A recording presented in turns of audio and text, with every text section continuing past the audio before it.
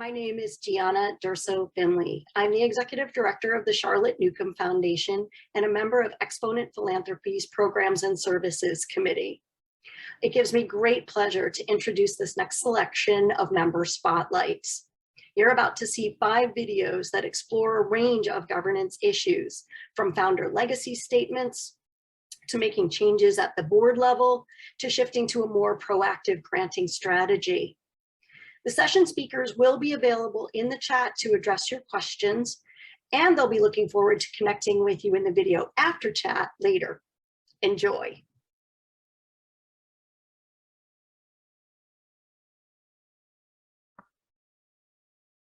Good afternoon. My name is Brad Norton, and I'm with Winfield Associates. We are an Exponent professional partner and provide investment advisory services to foundations and families. I am also a second and third gen trustee with 2 foundations and am keenly aware of family foundation dynamics and challenges. I appreciate the opportunity to discuss legacy statements and the important conversations founders should have with family members to strengthen the continuity of your foundation for future generations. What a difficult past 20 months we all have experienced. The pandemic has reinforced how fragile life is, and because of this, most people have a heightened sense of urgency to take care of things now that have been too easy to put off until tomorrow. So let's get started today on either crafting your legacy statement for the first time or reviewing and updating a statement to add some flexibility. Now, Exponent has wonderful detailed resources in their library to help you write a legacy statement. Today, I am going to stay at a high level and touch on 3 important topics to include in the statement. Number 1, family history and stories that demonstrate values which contributed to your and your family's success. Examples could be about overcoming challenges related to starting up a business. Number 2, discuss what motivated the founder or founders to establish a foundation. This could include a desire to give back or an impactful volunteer experience. Number 3, describe your vision of the foundation for future generations. This last point is the toughest, as the biggest challenge can be ensuring the legacy statement stays relevant and provides guidance for future generations. The best strategy to help overcome this challenge is having conversations and including input from family members in your vision. Now, how does one go about fostering constructive communications? Approach the conversation with curiosity. View the conversation as a growth opportunity. This is not the time to teach or instill wisdom, but to listen. There's a reason we have 2 ears and 1 mouth. Keep an open mind and look to learn what is important to your family members. These conversations require patience and energy. Look, I know this is hard, but the effort in strengthening these relationships will be worth it.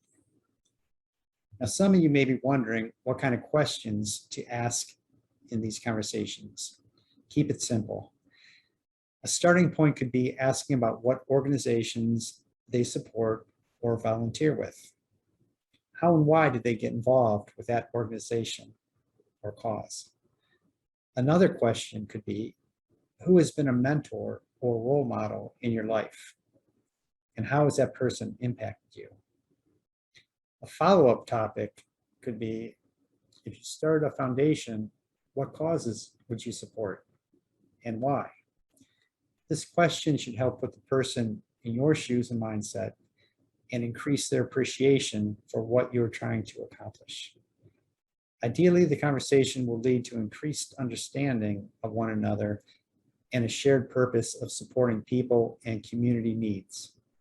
Finding the shared purpose should be your goal. If the conversation hits roadblocks or becomes difficult, remind the other person of your shared purpose of giving back to the community. Focusing on shared values and what we have in common will go a long way in guaranteeing a constructive conversation. This approach can also be used in all aspects of your life and relationships. When writing your statement, go ahead and express some parameters around grant-making priorities that are near and dear to your heart, such as certain organizations, specific causes, certain geographies, but also include some wording around flexibility for future generations to be able to respond to emerging needs. Building flexibility in your legacy statement will help foster engagement with future generations in honoring your wishes around grant-making priorities while allowing current and future trustees to recognize and respond to evolving societal needs. Thank you for your time and hope this has been helpful on your journey.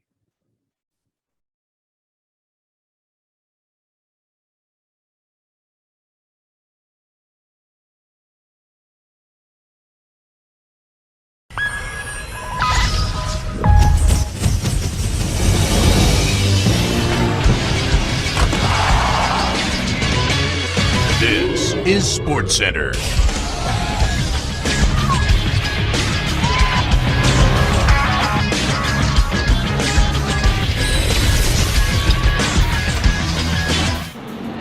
Good afternoon, everyone. I'm Coach Fowler Spellman, and Team Fowler Foundation has an announcement to make.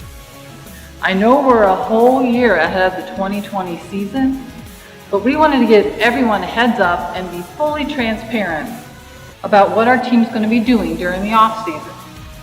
Next year in 2020, we're taking a break from our new grant making and we're rethinking our strategy. Although we have been an effective team for 7 years, it's always good to periodically reassess your values, your mission, and the relevance of your team's work. With that, are there any questions? Purple scarf. Hi, Coach. I'm a grantee. How are we going to find out what exactly you guys are doing? Well, we are sending out a letter explaining this break to our current grantees and our past grantees and colleagues.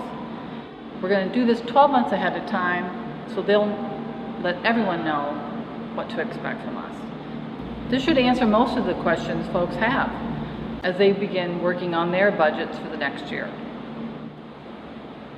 Hey, Coach, what about us longtime grantees? Most of you current grantees will continue to receive an additional year of funding to bridge your budgets this year. You won't need to apply for this. We'll just automatically send you the funding same time we did last year. Hey Coach, as you know, I'm one of the original board members, and how am I going to be involved in this process? Well, Holly, we will be surveying all 3 generations about their assessment of our past work and what you're interested in considering for our focus in the future. We will be having a retreat to come up with a roadmap for our new direction. Hey Coach, I'm a Gen Z family member, but not a board member. Is my voice and those of my fellow Gen Z and millennial family members going to be heard? Oh, 100%. You all are prospective board members for the team, and we want your perspective and energy as incorporated as we're rethinking our strategy. Hi, I'm a consultant. Will you be needing any of my help? Oh, don't you know it? Like most teams in our league, we currently only have 1 staff member. We are definitely going to need some of your expertise and assistance interviewing family members. We will need your thought leadership in best practices in philanthropy. And we will be counting on folks like you to help us with facilitating our discussions and retreat. Hi, I'm a subject matter expert, and how can we help your team learn about what's happening in Cleveland and where your foundation can get involved? Great question. Without a doubt, you and your peers know best about what's happening on the ground in Cleveland. We greatly value your knowledge, connections, and opinions, and will be reaching out to you as we begin our research and exploration. We know there is a lot to learn and appreciate that there are folks like you out there that we can trust to help inform us about what we need to do in our community.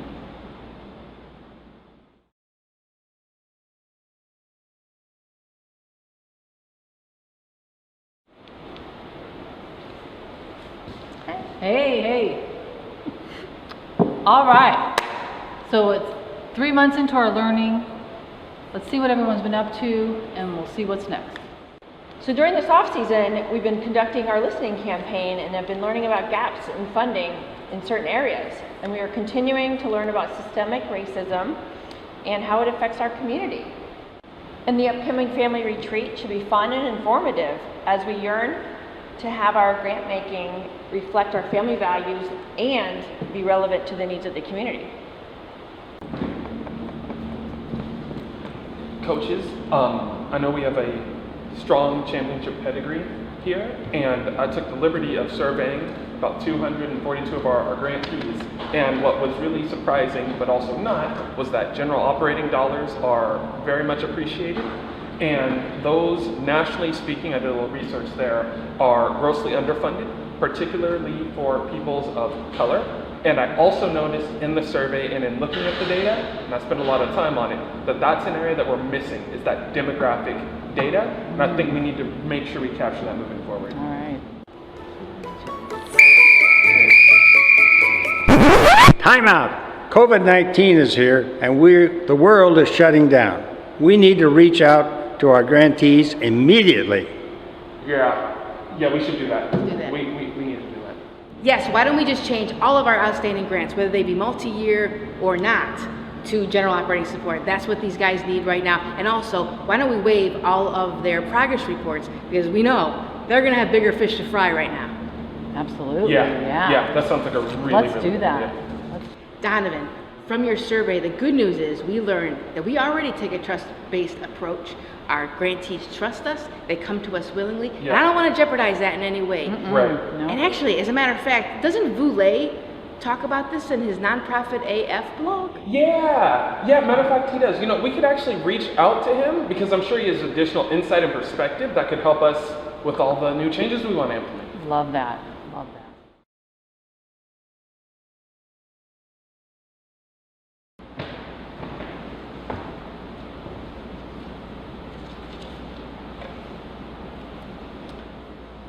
Hey folks, well, this past year has gone very quickly, with a few bumps, particularly COVID-19.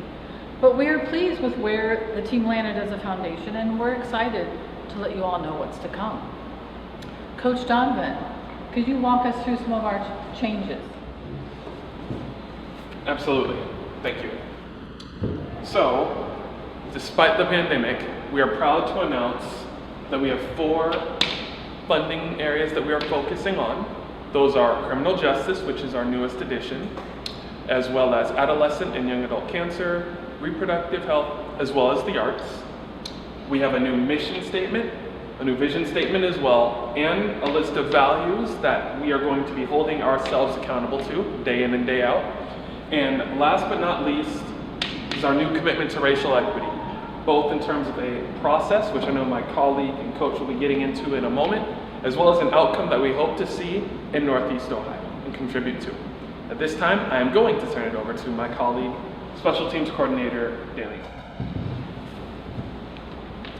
Thanks, Coach Donovan. Absolutely. We changed our applications and the entire process for submitting reports to better reflect a trust-based approach, as well as a commitment to racial equity in our grant making. We started to have Beyond the Grant meetings, where we sit down and talk to our grantees to learn about the struggles they might have, in hopes that perhaps we can provide some sort of support outside the grant check.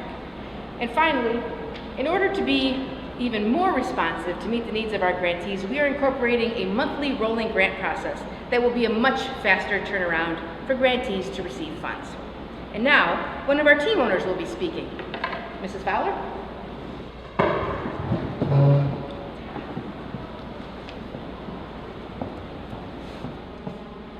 As a result of the family and staff retreat, we've decided to expand our board to incorporate new and fresh ideas from the 3rd generation.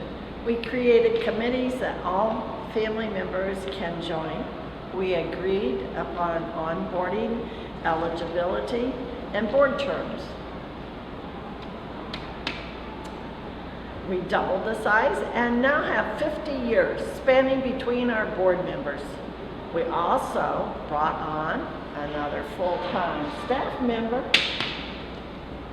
to help us accomplish our new way of engaging with our grantees and the community. Coach Fowler Spellman.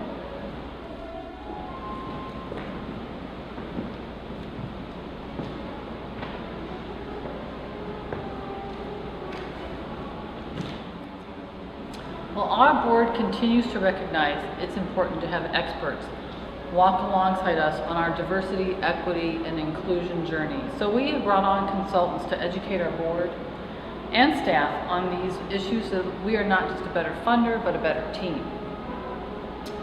Our communications firm will shortly be sending out an email notification with detailed materials to answer questions. This is also available on our updated website. And our staff is here if you have any additional questions on this. We look forward to getting back on the field and helping to play a part in a brighter and more equitable Northeast Ohio. Thank you for being here. And now I'll open it up to questions.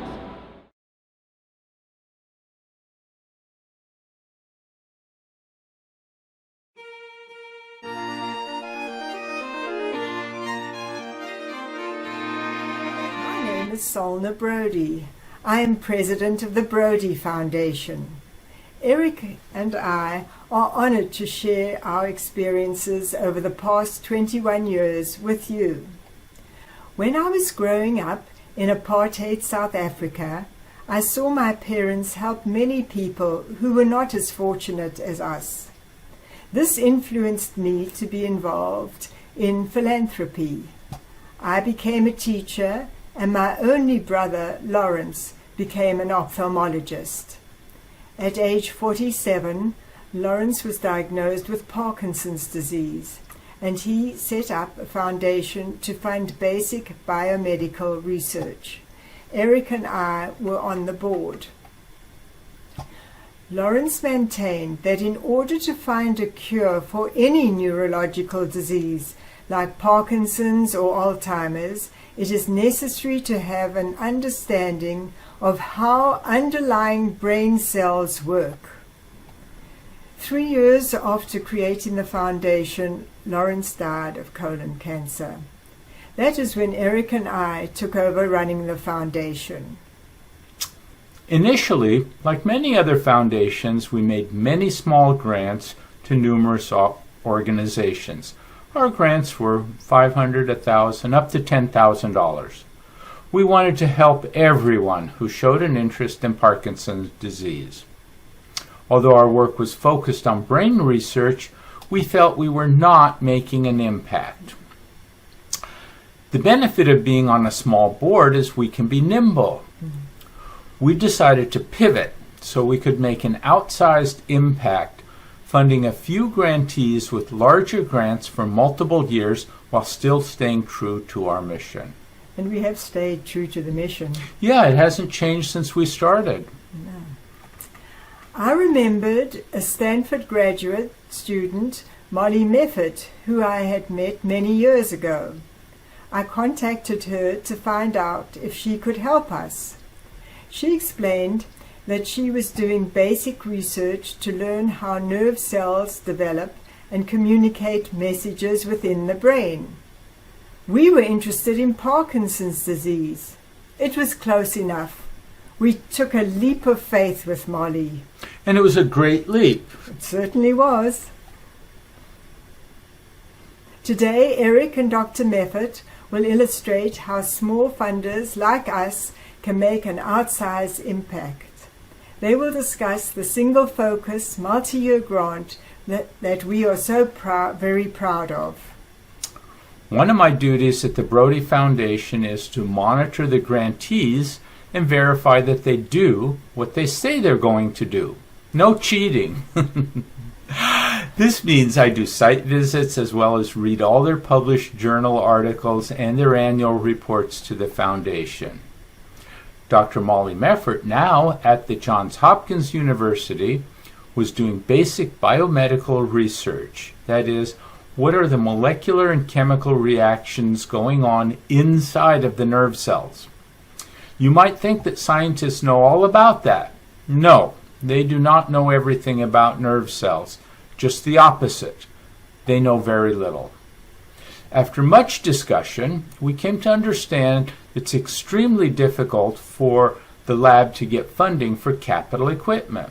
Molly needed a microscope, and I'm thinking, like a $100 high school microscope. I was surprised when she suggested a Zeiss $150,000 spinning disc confocal live cell imaging system. That's a mouthful. We're small funders, so we made that a multi-year grant. It was very specific. Yes, and it was very focused also, singularly focused. After buying the microscope, we could not just walk away. The microscope needed maintenance, upgrades, an analysis station, and supplies. In the lab, the students needed training. All that costs money. 13 years later, we continue to fund the lab and the experiments using the microscope. We are in it for the long haul. The use of the microscope did lead to the first of many major discoveries of a previously unknown pathway. MicroRNA pathway, which regulates neural growth and nerve cell development. This was published in Cell magazine, a prestigious peer-reviewed research journal. It would not have happened this soon, or at all, without multi-year funding of the Brody Foundation. I will let Dr. Molly Meffert tell you from the grant recipient's perspective. Hello. Take it, Molly. Multi-year support from Solna, Eric, and the Brody Foundation has been invaluable in advancing our discoveries of how nerve cells develop connections and communicate with each other. Understanding these underlying fundamentals has the potential to shed light on multiple disorders of the nervous system, including both developmental as well as degenerative diseases such as autism and Alzheimer's. My own passion for understanding brain function began as a child with a curiosity about how it was that memories could be captured and recalled, and what happened when I observed these processes sometimes fail. Later, during medical and graduate training, I appreciated that one reason disorders of the nervous system so often do not have good treatments is because we still lack understanding of how our brains perform many essential operations, including communicating messages during typical learning and memory formation. I came to the conclusion that revealing the foundations of these fundamental brain functions would be a critical step to targeting and developing novel therapies for brain disorders currently lacking effective therapies. And I was motivated by the suffering I saw in patients and their families. I and my research team are dedicated to this research both because of the excitement in the process of discovery and for the implications of our work on nervous system disease. I want to express my appreciation for the insight of the Brody Foundation, especially Solna and Eric, in supporting the often behind-the-scenes work of basic science research that forms the pipeline for future therapies, rather than solely the more typical points of contact in the healthcare system. Solna and Eric have been my funders, but they have also become my friends in what is an extremely meaningful long-term partnership. Working with Solna and Eric has been and continues to be a collaborative joy with their active engagement in research, including visits to our lab and allowing trainees the opportunity to share their discoveries and learn the importance of communicating science to the public. While federal and other large agencies tend to support fairly established research effort, sustained support from the Brody Foundation is greatly amplified by their ability to propel exciting research which is still in its early phases of innovation. I am honored to be involved in Solna and Eric's philanthropy, as well as in their presentation to you. Thank you so much, Molly. We have learned a lot from you. We certainly have. When the maker of the microscope, Zeiss, introduced a new and improved microscope, the LSM 880, Molly requested funding for it. We approved the grant. Both microscopes are now being actively used. The lab is using the new microscope to explore signaling by neurons and how this signaling is disrupted in autism. The lab is also researching how nerve cell communication is altered in chronic pain, which is another outcome from the earlier discoveries we supported. This research will play a role in increasing our understanding of processes that go awry in neurological diseases like Alzheimer's and Parkinson's disease. We are very excited about the work that Molly and her lab are doing and so proud to be supporting her research. The funding model of multi-year singularly focused grants can be applied not just to biomedical research, but to all of philanthropy, be it the arts, education, or human services. I encourage you to consider this funding model as it has been very rewarding for us and Molly. Well said. Thank you.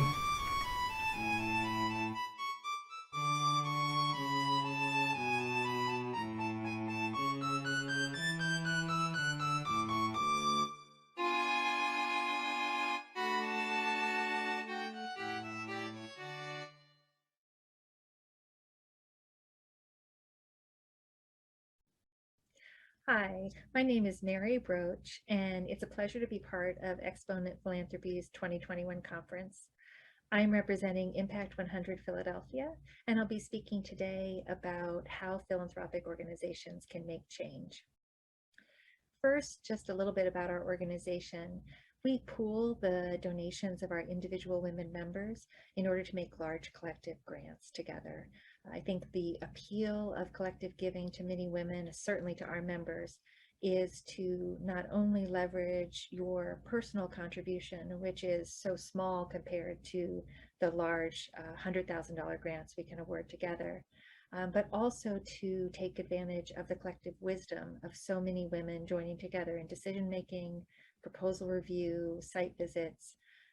It's really an amazing benefit to have all of those different viewpoints brought to bear in discussions. Here I have some details about us. Please feel free to pause and look this over. I'm going to talk about 3 different changes today. The first was a move from project funding to unrestricted funding. And I want to talk first about why we did it. I think having a sound rationale for your change is just essential. This was back in 2016, 2017, when we were coming to realize that having restricted grants was just not the most effective way for us as an organization to support nonprofit activity. So how did we make the change? This was a really big change for us, and it was hard to bring everyone along. So our approach was to convene a working group who really led the way, conducting research, getting input from stakeholders was just huge for us, really listening to past grantees, focus groups with our members, and asking applicants about their experience, really trying to listen humbly and openly to the input we received and think about what changes we could make to just get better, to avoid, some of the challenges in our process in the past. I have a line here on communicate the change. We started really early on. We put out a note to our members when we were just beginning the exploratory group to say, look, the board is considering this change. Here's an email address. If you have thoughts, if you have concerns, we'd love to hear from you. Your input is welcome. I don't think there's any reason to be worried about opening the door to that. It really just makes the experience richer to have input from as many different angles as you can get. And this whole change was 9 months from idea to implementation. So it was really just from one grant cycle to the next, we were able to make this big shift. Another change, we've streamlined our applications and reporting documents, really trying to universalize these materials so that no one is creating something just for us. We're not 100% there yet, and I'm sure many of you are farther along this process than we are, but really have a goal of making the best possible use of applicants' time and our grantees' time. And this change was just 1 to 2 months from idea to implementation, can be done really quite quickly. And the third change we made was just last year, we launched for the first time an awards program, just really trying to adjust to everything that we saw out in the community. We felt this was an effective way to support nonprofits to be able to fund, even with very small awards. In our case last year, it was $5,000 and $10,000 to fund key and timely efforts that we saw going out in the community by very small nonprofits who weren't necessarily getting funded by others. And we, in doing this, we're following the principles of trust-based philanthropy, which is such a powerful and wonderful movement that we've really learned so much from and are trying to model ourselves after. So how did we do it? Once again, we formed a working group to think through the challenges here. We talked to other funders. We read a lot of material from wonderful sources in philanthropy, and we talked to many, many stakeholders on all angles. Was this a good idea? How could we do it well? What should we avoid? So that kind of groundwork, I think, is a key to making change successfully, taking the time up front to do that research and exploration. This was, we think, quite a quick turnaround from the kernel of an idea until the time that we had a full plan and board approval was only 2 months. And that board approval included actually committing funding of $20,000 to the program. So for us, that's a lot of money. I know for many of you, it probably isn't, but that was a big commitment. And this came about very quickly because the working group put together a solid plan. Again, I put here, communicate throughout. You will be mired in the details of whatever change you're making. Your small core group who's planning will have thought through all angles, but just to recognize that anyone out in the community, even board members who aren't as close to the process, won't understand the details the way you do and may have changes and concerns. So communication is just key. So this is what I really wanted to spend a few minutes on here. It's the takeaways from our experience. I think no matter what change you're implementing, there's some common themes that we've identified, and I hope these are useful to you. So getting a leader with the right skill set. I think somebody who, whether it's a group or a single person, can help identify the issues and do the research, listening to everybody around you to really figure out why are we doing this, get a core understanding of the rationale, and then form the plan, which in my view should be as detailed as possible. You should be working through the timeline, the steps. Once you think about detail down to the level of like, how are we going to get our new application form out to the community, that starts building other ideas and thoughts in about, you know, your planning process. So a leader with the right skill set, the solid rationale, as I've mentioned, knowing your reasons for the change. When you hit roadblocks, when someone questions you, if you have that solid reason, it's going to be the foundation that lets you stay the course. Be aware that change is hard, and just recognizing that it's a very normal thing to meet resistance. I think you'll most likely encounter some people who don't agree with you, who don't want to come along, and who actually think you're making a mistake. I think that's pretty typical. You'll also have some people who, even if they agree with you, struggle to move quickly from A to B. They might just need some time to sit with this new idea, kind of wrap their heads around it, and maybe, you know, a week later, a couple weeks later, they'll be fully on board, but they just can't get there very quickly. Communicate openly again and again, month after month. It just can't be said enough. I think from the get-go, letting people know this is something you're exploring. As I said, welcome their input. And then as you're making steps forward, keep people apprised of the progress. And then at the end, really roll it out and continue to have an open door for people's comments. And then the last point I would just say, watch out for change fatigue. It's a lot, as I'm mentioning here, you know, as we all know, change is hard. If you announce a change this month and then another one next month, another one the month after, people can kind of wonder what's going on, when is this going to stop? You've probably worked hard to have your organization's culture and identity kind of out there in the community so people understand and know who you are and what your goals are.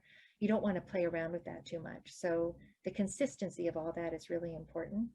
But that shouldn't keep you from making changes that are necessary or could improve your work.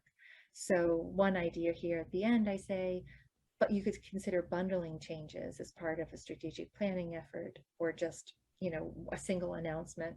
We're changing our deadline. We are adding some questions to the application form, or taking some away, ideally. And our review process will be slightly different. This is all part of an overall revision to our process. That might be easier for people to wrap their heads around if it's kind of announced as one cohesive change. So those are the high level takeaways. I want to share a quick video from one of our members. That Impact operates, in my opinion, not as a startup culture, but it has certain aspects of a startup culture, where it's like, if you have an idea, you can take it, you can run with it, and you can execute on it.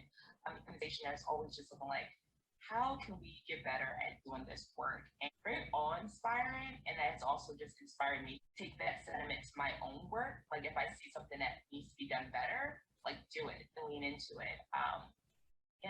So. Inela said it much better than I can. I love the way she described that. And I think it's almost a rallying cry to be open to change and to find the energy and enthusiasm for it. I couldn't close out without sharing a picture here of my co-founder, Beth Dolly, for Impact 100. So thank you very much to all of you for watching and listening today. I hope this was helpful, and best wishes to all of you in the year to come.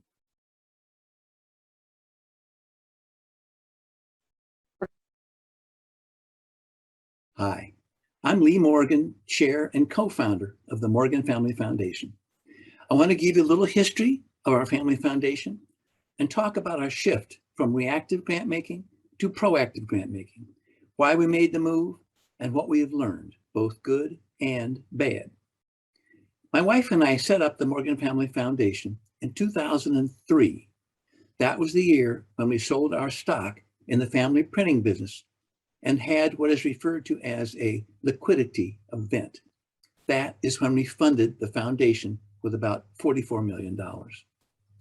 For the first 15 years, with no specific plan in mind, we gave away about $2 million per year to worthwhile organizations in Yellow Springs, Ohio, and in St. Cloud, Minnesota. Those are the two towns in which we had family and where the company had made the money that financed the foundation. In the beginning, most grants reflected the passion of specific board members. From board member passion, we evolved to entertaining grant requests twice per year. The board would review the requests and decide on grants. As the volume of requests grew, we moved to inviting letters of inquiry, which were screened by a grants committee, and specific applicants were invited to make full proposals. Our program officers, who were geographically focused, would do the due diligence, and all grants were decided by the board. But things changed. The company disappeared and the family moved. And I'm going to try to share my screen. And we will see if we can do this.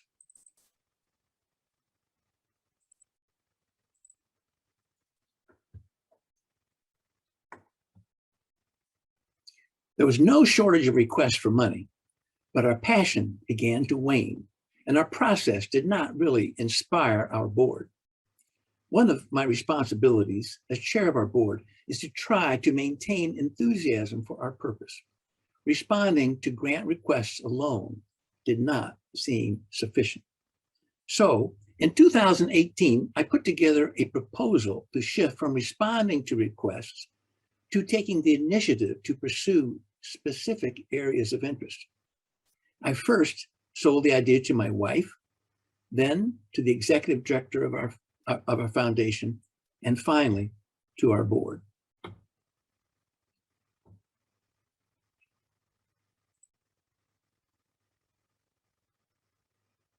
The idea morphed some in the process. We narrowed the focus down to 4 themes. We ended up with 1, global warming. To make it more manageable, we focus on outstate Minnesota, the land of climate change deniers. 2, social equity. We're focusing on the greater St. Cloud, Minnesota area which is undergoing dramatic demographic changes. 3, end-of-life issues. This has been an interest in my family for 3 generations, and now we fund it, particularly in Minnesota. And 4, encouraging family philanthropy. This is where we put legacy programs, next-gen initiatives, and programs designed to bring the family together and to engage the wider family in philanthropy. This change from reactive grants to proactive grants also changed our investment side. We had been inching towards socially responsible investing and market rate mission-related investments, but that trend has been accelerated by clarity about our areas of focus. This slide is a little confusing with color coding for various folks, but the key for this discussion is the structure. The top row is our board of directors. Originally, our board of 7 was composed of 4 family members and 3 non-family members. We added 2 more to our board, both extended family members, bringing our board to 9. We had 3 standing committees shown in the second row: grants, personnel governance, and finance investment. We also had an impact investing task force, which became the impact investing subcommittee. We added 4 subcommittees shown in the third row: 1, social equity; 2, end-of-life issues; 3, family philanthropy; 4, global warming; and 5, impact investing, which actually preceded our change of focus by a couple of years. Each subcommittee is composed of at least 5 members, including the chair, who is also on the board. The committees include board members and non-board members, family and non-family. This has become an opportunity to expand family involvement and to recruit more diverse participants to the foundation work. We are considering expanding the subcommittees to engage a more diverse population. Each grant-making subcommittee has a program officer who is a subject matter expert and can be either an employee or a consultant, depending on time demands. So, what have we learned?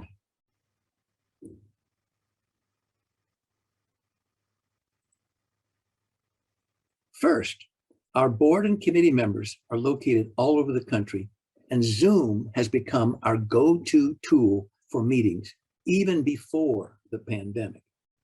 Second, subject matter experts and more meetings have added to our costs in both program areas and impact investing. Third, our initiatives tend to overlap. For example, social equity gets tangled up in most of the other initiatives. So, whose budget is it? Which program officer takes the lead?